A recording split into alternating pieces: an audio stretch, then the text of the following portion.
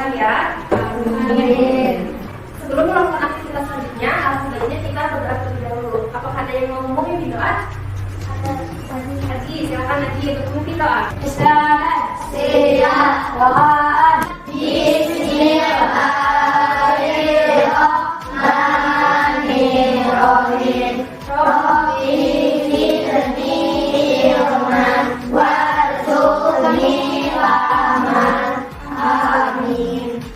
Oke anak-anak, biar belajarnya makin semangat, kita stretching dulu, oke?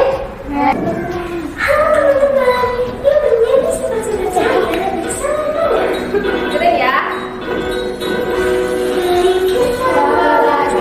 Sifat-sifat cahaya yang bersama adalah mengusung dan ketika ada berbagi biasa, ketika ada dapat dilakukan yang kedua menembus kelima adalah dapat dipercaya. Itu adalah semua sifat-sifat cahaya yang ingin kita pahami bersama. Oke anak-anak, adakah yang masih ingat IPAS pada pertemuan kemarin kita belajar tentang apa? Sumber cahaya pintar. Nah, ada yang masih tahu nggak sumber cahaya utama di bumi itu apa? Nah, hari ini kita sesuai SPP yang tadi, yaitu tentang sifat-sifat cahaya. Jadi hari ini kita akan belajar tentang sifat-sifat cahaya. Tujuan agar mempelajari cahaya ini supaya anak-anak mengenal sifat-sifat cahaya dan memahami bagaimana cahaya itu bekerja di sekitar kita. Ya, misalnya nih, kenapa di cermin itu ada bayangan kita? Atau kenapa terbentuknya pelangi? Nah, kalau anak-anak belajar tentang cahaya, jadi anak-anak bisa lebih mengetahui arti dari cahaya, sifat-sifat cahaya, dan juga kegunaannya dalam kehidupan kita sehari-hari. Pernah lihat pelangi tidak? Nah, kira-kira tahu nggak pelangi terbentuknya dari apa? Apakah dari naga yang minum air? Atau ada bidadari yang mandi? Anak-anak ada yang tahu juga tidak mengapa saat kita bercermin di cermin itu ada bayangan kita sendiri? Pintar, pantulan cahaya. Nah, agar anak-anak lebih memahami arti cahaya itu, ibu ada LKPD. Nanti anak-anak kerjakan sesuai petunjuk yang ada di LKPD ini ya. Oke. Nanti setelah mengerjakan LKPD, anak-anak akan mempresentasikannya, kemudian kita membuat kesimpulan bersama-sama. Setelah itu kita yang terakhir ada evaluasi, oke? Sekarang mengerjakan LKPD-nya berkelompok. Kelompok satu.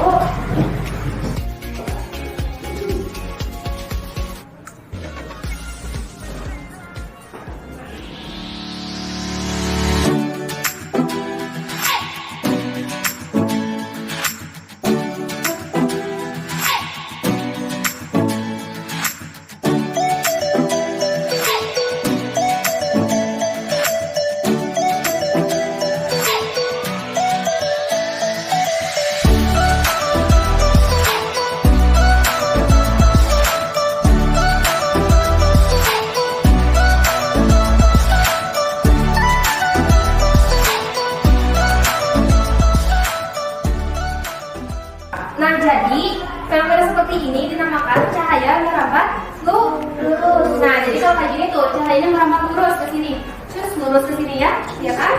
Oke, terima kasih kelompok satu. Tepuk tangan. Lihat anak-anak, kalau bendanya bening, cahaya dapat tembus ke sini ya? Ya, coba sekarang yang gelas berisi air kotor, tembus tidak?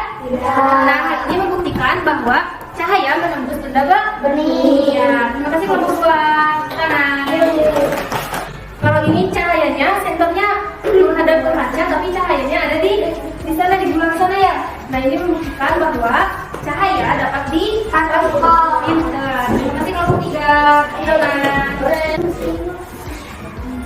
Nah, gimana kondisi pulpennya? Berarti ini membuktikan bahwa cahaya dapat biasa. Ya, terima kasih kelompok.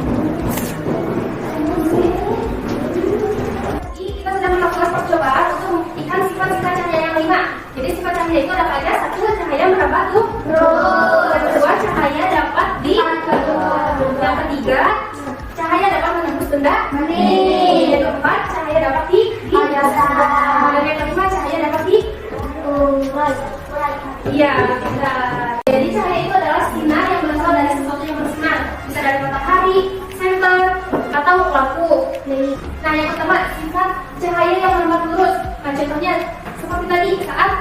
menyalakan sebentar atau bisa dari cahaya lampu motor. Dan kemudian yang keduanya, cahaya dapat dipantulkan seperti saat kita sedang bercermin. Kan di cermin itu terdapat pantulan kita, pantulan bayangan kita. Nah, itu salah satu contoh bahwa cahaya dapat dipantulkan.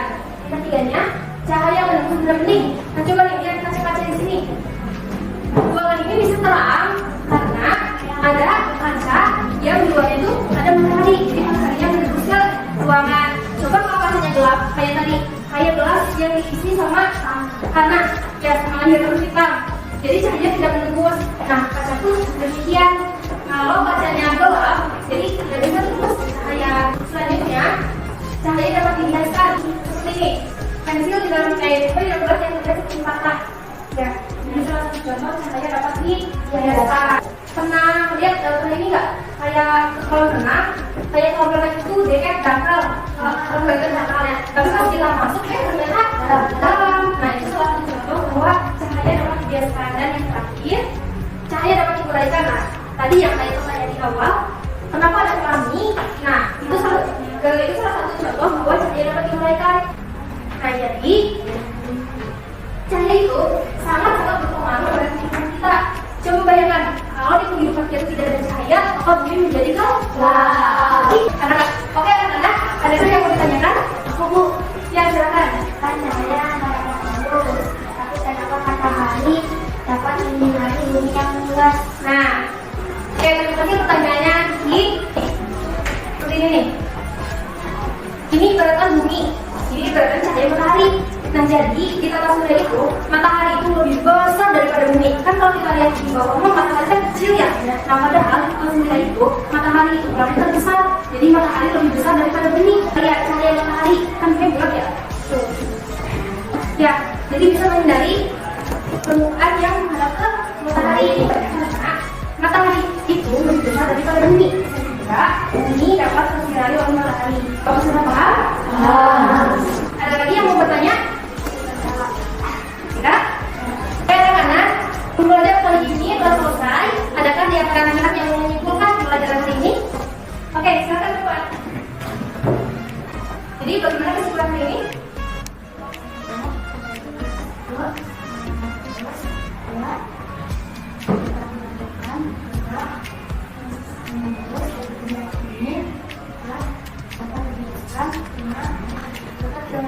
Ya, tangan dulu. Nah, jadi betul ya.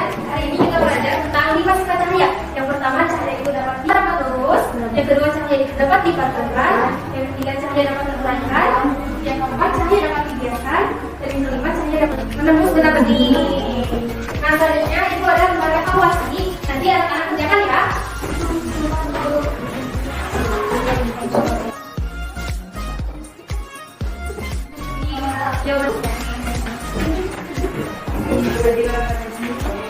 Nah, oke anak-anak, hari ini ibu sangat senang sekali karena anak-anak telah mengikuti pembelajaran pada hari ini dengan sangat baik. Tepuk tangan bersama-sama.